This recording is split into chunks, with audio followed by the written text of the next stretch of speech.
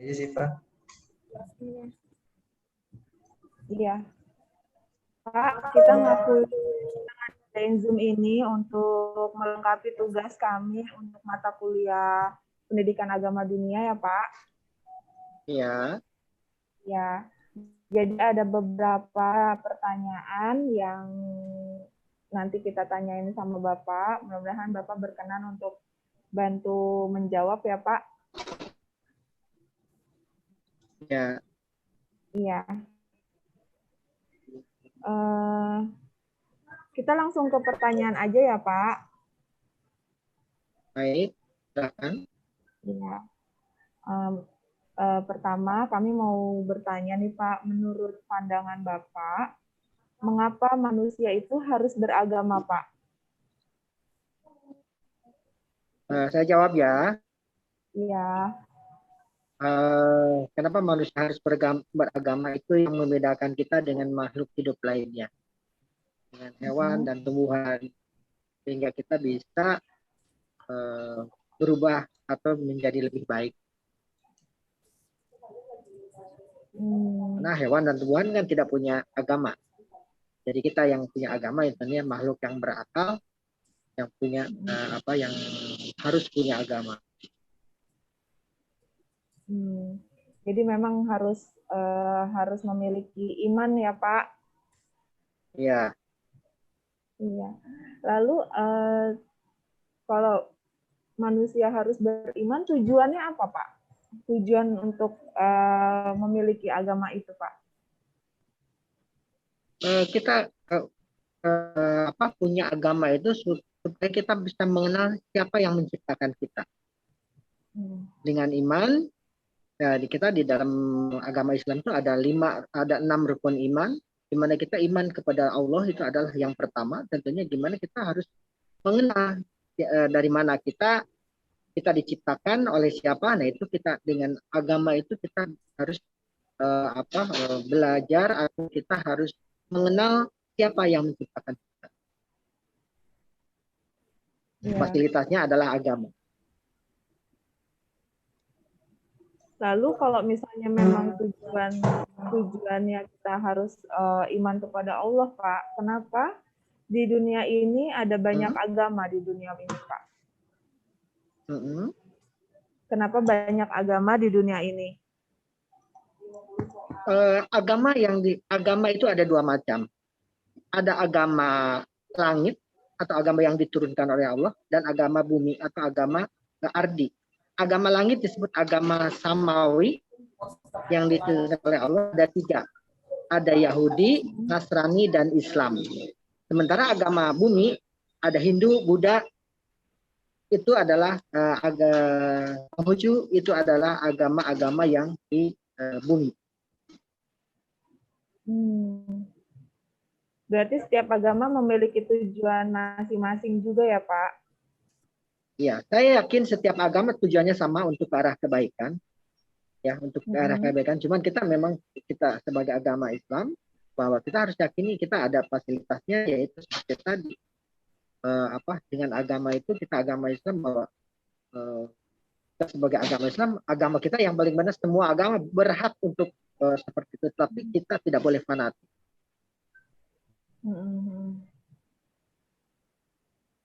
Terus selamat siang, Pak. Mohon maaf, saya terlambat tadi hilang. Makasih. Ya, selamat datang Bu Winarsi. Terus apa lagi? Kita lanjutkan ya, Pak. Lalu mengapa manusia perlu mengembangkan toleransi beragama dan berdialog antar agama, Pak? Oh, itu sangat penting. Karena kita dengan adanya agama-agama di dunia tersebut, maka kita harus mengembangkan toleransi. Kalau enggak, kita akan bergesekan, karena masing-masing agama itu punya keyakinan, punya cara yang berbeda, meskipun satu tujuan, tapi caranya yang berbeda. Kita harus menghormati atau menghargai masing-masing dari tradisi atau cara-cara yang dilakukannya untuk sama-sama menghadap atau meyakini kepada Tuhannya. Jadi kita memang harus toleransi. supaya kita jangan sampai bersinggungan, jangan sampai bergesekan.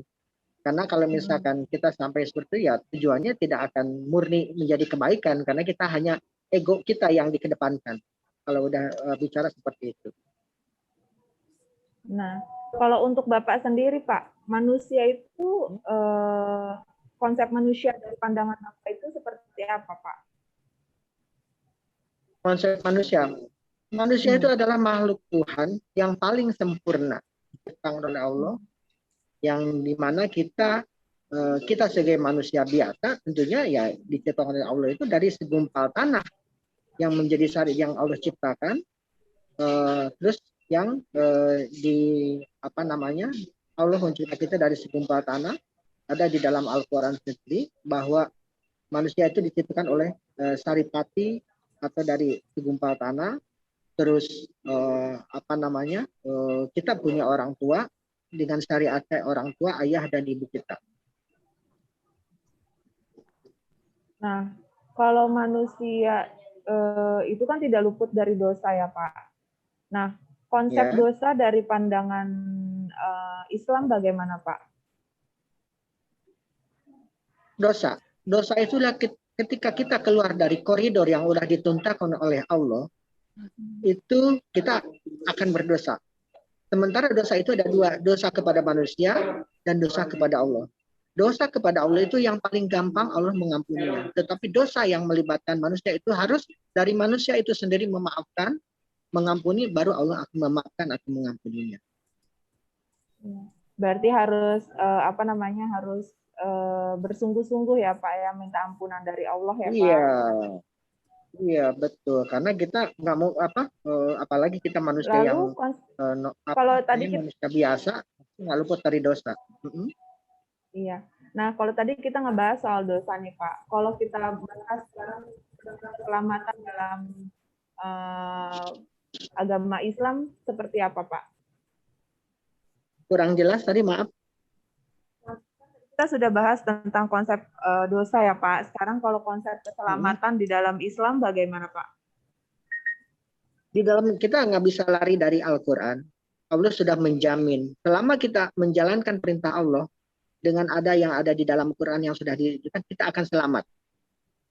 Kita akan selamat dari dunia sampai akhirat.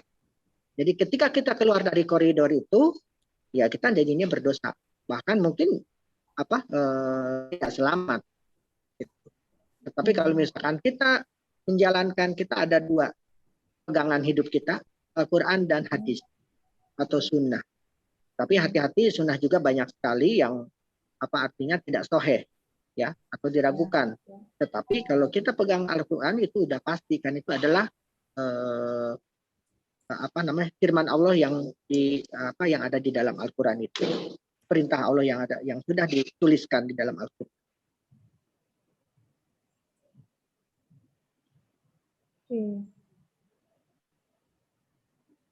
Iya.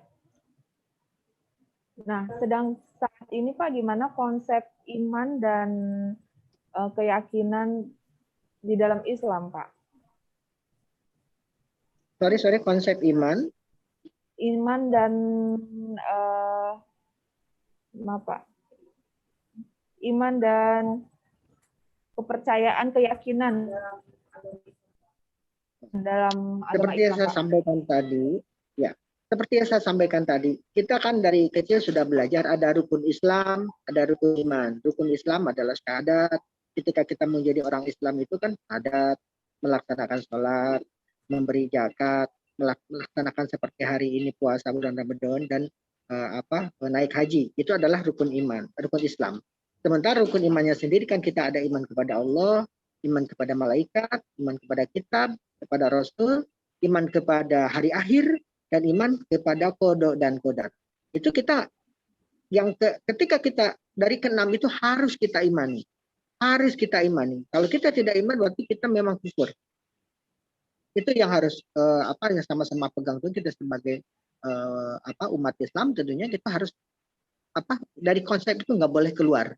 Nggak boleh dari keenam itu, harus wajib gitu, untuk diimani.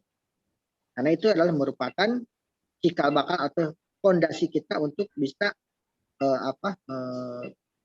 bahwa kita sejauh mana sih keimanan kita. Rizal Teman-teman ada yang mau izin tanya? bertanya boleh Pak? Silakan. Kenapa? Pak. Rizal izin bertanya ya Pak ya. Boleh. Tadi kita udah ngebahas dari awal bahwa agama itu dibagi dengan yang namanya agama bumi dan agama wahyu ya Pak ya. Terus juga kita Ya, agama sudah langit. agama langit, terus juga kita sudah ngomongin masalah konsep dosa, masalah konsep keselamatan, konsep iman. Nah, sampai sejauh ini menurut agama Islam sendiri konsep Allah itu apa ya Pak ya? Konsep Allah. Jadi Menurut Allah Islam itu itu Allah itu ada. siapa gitu? Allah itu yang menciptakan langit, bumi, dan segala isinya, termasuk kita di dalamnya. Allah itu yang menciptakan. Kalau kita berbicara dengan ini, makanya ada keterangan bahwa ketika Nabi Muhammad, ketika ada umat yang menanyakan siapa Allah itu, katakanlah Allah itu ada di sekitarmu, ya, ada di sampingmu. Karena setiap manusia ya kita kalau misalkan kita harus mendekatkan diri kepada Allah ya, meski kita ada orang Islam ada sholat, yaitu untuk bisa mendekatkan diri dalam keadaan suci, makanya kita ada wudhu dulu, semua seperti itu. Ada tata caranya. Karena Allah itu ya Allah yang menciptakan kita, yang menciptakan langit, bumi, dan segala isinya termasuk kita sebagai manusia. Baik. Kalau Allah yang menciptakan kita, artinya juga tadi Bapak sudah singgung mengenai kitab ya Pak ya, kitab suci Al-Quran dari Islam sendiri kan ada Al-Quran ya Pak ya. Kalau Ya. untuk konsep kitab suci sendiri itu terjadinya seperti apa sih Pak? Kitab suci itu diturunkan tanggal 17 Ramadan, diturunkan kepada Nabi Muhammad. Jadi, makanya kita ada peristiwa diperingati hari atau peristiwa Nuzulul Quran, di mana turunnya Al-Quran itu dimulai tanggal 17 Ramadan pada saat itu. Nah, semua karena turunnya Nabi Muhammad, semua firman Allah yang diturunkan kepada Nabi Muhammad dituliskan atau dibentuk atau dituliskan di dalam Al-Quran. Gitu. Jadi semua itu adalah firman dari Allah Subhanahu wa taala. Ya seperti kitab-kitab lain ya, kitab-kitab lain. Mungkin di dalam Islam itu jadi tanggal 17 Ramadan itu disebut hari Nuzulul Quran atau kita peringati di mana turunnya Al-Quran itu di tanggal 17 Ramadan. Oke. Jadi kitab suci itu terjadi turunnya pada diwahyukan pada 17 Ramadan ya Pak ya. Ini Ya, tanggal 17 Ramadan. Ya berkaitan dengan segala aturannya yang ada di dalamnya. Mungkin agak melenceng sedikit Pak. Kita kan sebagai umat Islam yang punya Allah beragama, kemudian juga kan harus mentaati perintahnya dan menjauhi larangannya ya Pak ya. Betul. Nah, pasti sebagai manusia biasa kita ada yang namanya bisa tergoda untuk berbuat dosa karena godaan setan atau iblis ya Pak ya. Nah, menurut Bapak konsep iblis sendiri dalam Islam itu apa ya Pak? Iblis dulu zaman ketika Nabi Adam diturunkan oleh Allah ke bumi, nah manusia dan setan itu atau iblis itu sama-sama tinggal di dalam surga. Iblis atau setan diciptakan dari api, sementara manusia diciptakan dari lumpur. Ya, jadi kenapa iblis itu? Karena memang merasa sombong dengan merasa lebih mulia daripada manusia, sehingga dia tidak mau bersujud kepada manusia pada saat itu yang diperintahkan oleh Allah. Sementara malaikat bersujud, ya. Nah, iblis sendiri tidak mau bersujud, tidak mau menerima bahwa Allah sudah menciptakan manusia itu dengan sangat sempurna. Makanya ketika dia dengan berbagai cara menggoda Nabi Adam dan Siti Hawa untuk bisa apa namanya, tergoda, dan akhirnya memang tergoda. Akhirnya Allah mengeluarkan atau menurunkan Nabi Adam dan Siti Hawa itu ke bumi dengan Artinya perjanjian secara kalau dia akan, ya, artinya secara langsung iblis, setan, jin dan manusia dalam hal ini manusia pertama Adam dan Hawa adalah makhluk pertama yang ada di surga yang akhirnya dikeluarkan oleh Allah karena godaan iblis ini ya Pak ya. betul betul Nah, tujuannya kan adalah untuk ibadah ya Pak, ibadah kepada Allah betul sebenarnya kan ya. betul Nah, dalam betul. agama Semua Islam makhluk ini hidup Pak, ya, semua. dalam agama Islam ini konsep ibadah dan ritual itu maksudnya seperti apa sih Pak? Seperti yang saya sampaikan tadi Mas, tadi bahwa kita memang diciptakan, makhluk kita sebagai manusia itu, malaikat sendiri kan diciptakan untuk ibadah, untuk beribadah kepada Allah. Ketika ibadah itu adalah tata cara kita, bukan tradisi, karena semuanya sudah, makanya kita harus belajar ilmunya, di tata cara kita beribadah kepada Allah, yang tentunya dengan tata cara Islam, di mana kita ada mengenai pertamanya kita harus wudhu, ada syarat-syaratnya, kita akan sholat ketika menghadap Allah, kita ada dari kita balik lagi ke rukun Islam tadi, apa sih ya, kita ada sholat, kita sebagai manusia sebagai Islam, sholat, puasa, memberikan zakat sampai naik haji, itu. Baik. Jadi kalau misalkan iya.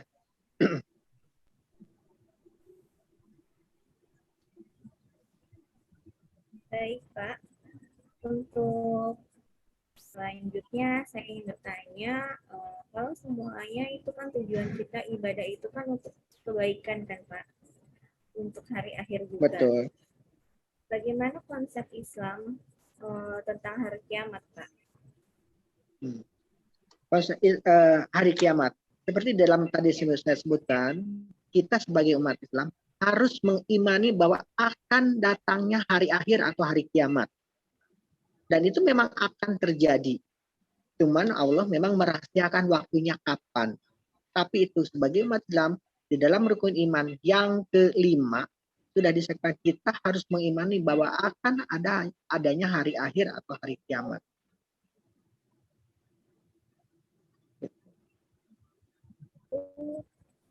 Dalam antar umat beragama itu kan kita harus saling bertoleransi ya Pak ya? Oh iya, harus. Ya, karena kita memang nggak bisa. Kalau misalnya apalagi kita dengan seperti di Indonesia dengan agama yang berbeda-beda, kita harus mengembangkan toleransi. Kalau enggak kita akan berantem terus. Kalau kita nggak toleransi. Iya betul Pak. Konsep toleransi dalam beragama sendiri dalam Islam gimana Pak? Maksudnya? Iya, dalam Islam itu kan mengajarkan kita untuk saling bertoleransi antara umat beragama. Dalam Islam sendiri menanggapi hal itu seperti apa, Pak? Oh iya, kita tidak boleh fanatik, misalkan fanatik ke beda agama.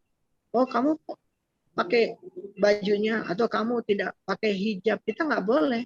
Kalau memang tidak diajarkan di agamanya, kita nggak boleh seperti itu. Gitu ya. Maksudnya kok kamu ini karena tidak. Kalau kita misalkan kepada ada keluarga kita kan mau menganjurkan di dalam Islam sendiri kan itu bukan kamu harus pakai hijab, itu bukan ini, karena itu berhubungan dengan hidayah.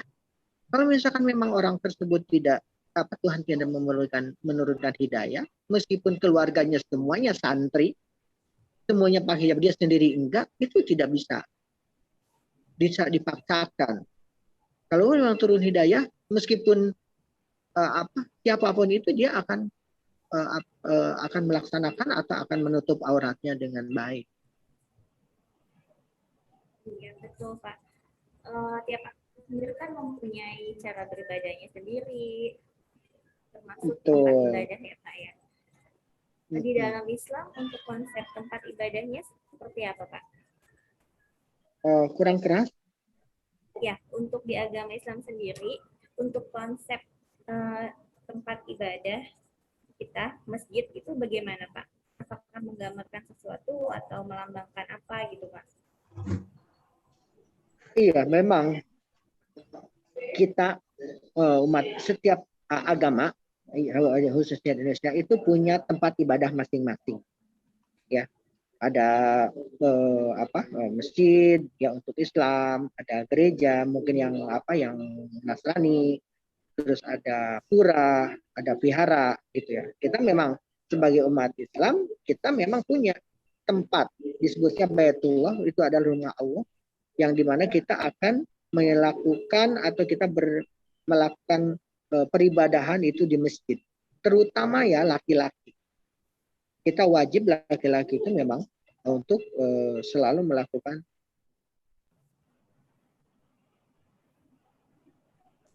untuk sholatnya, dan itu memang kita yang harus kita laksanakan.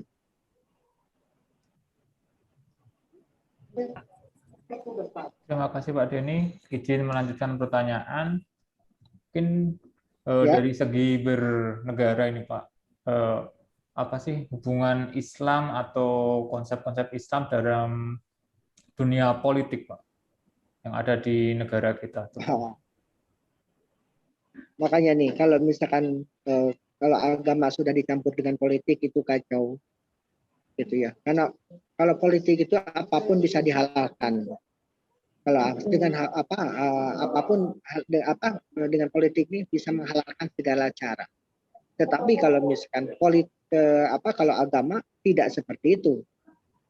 Gitu. Kalau misalkan politik kalau udah itu campur aduk udah nggak karu-karuan.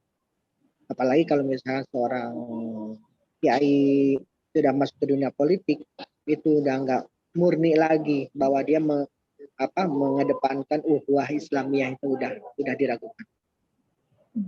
Ya, terus untuk sekarang ini kan banyak konflik-konflik yang mengatasnamakan agama ya Pak ya. Itu kenapa sih itu bisa terjadi Pak? Bagaimana konflik itu kok bisa muncul untuk sekarang ini? Padahal kan secara konsep kita kan dari Tuhan itu ya baik semuanya, baik agama, semua agama kan baik.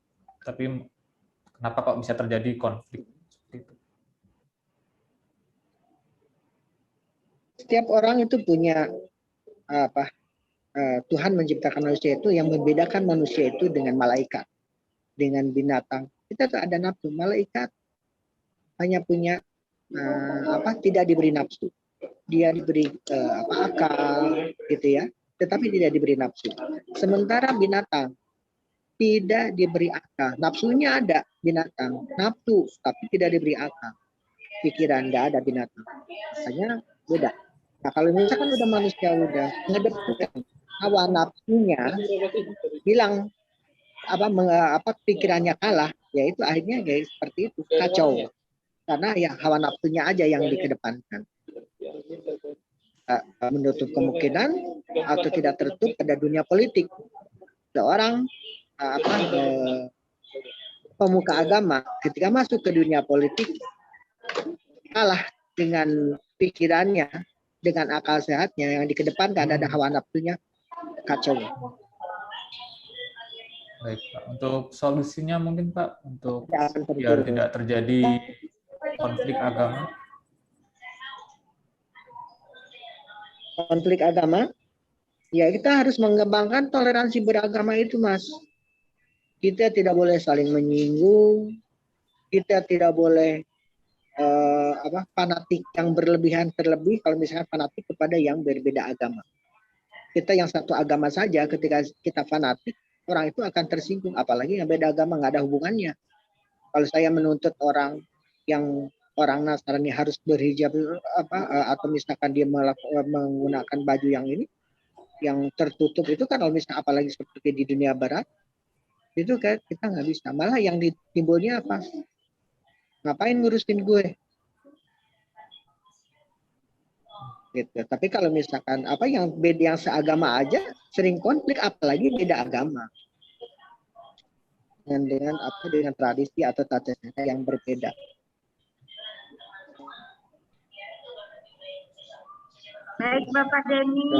Ya, terima kasih banyak. Semua jawaban sangat luar biasa sekali dan membuka wawasan kami, apalagi tentang agama kita sendiri ya Pak Denny ya, sangat luar biasa. Terima kasih banyak dan kami bisa merangkumkan bahwa setiap agama itu pasti mengajarkan umatnya untuk selalu berjalan, menganjurkan berjalan di koridornya dan melaksanakan segala perintahnya serta menjauhi larangannya ya Pak ya. Ya. Semoga wawancara pagi ini kita bisa menerapkan untuk keseharian kita Bapak, dan terima kasih banyak untuk waktu dan kesempatannya. Kami dari mahasiswa CCUPH sangat terbantu dengan jawaban Bapak. Terima kasih Bapak. Pak Denny buat waktunya Pak Denny. Terima kasih Terima kasih. Bapak. Oke, sama-sama. Sukses selalu ya. Ya, Terima kasih Pak Denny. Pak. Sama. Sukses selalu. Sehat selalu Terima kasih Pak. ya Pak. Ya. Oke, terima kasih. Terima kasih.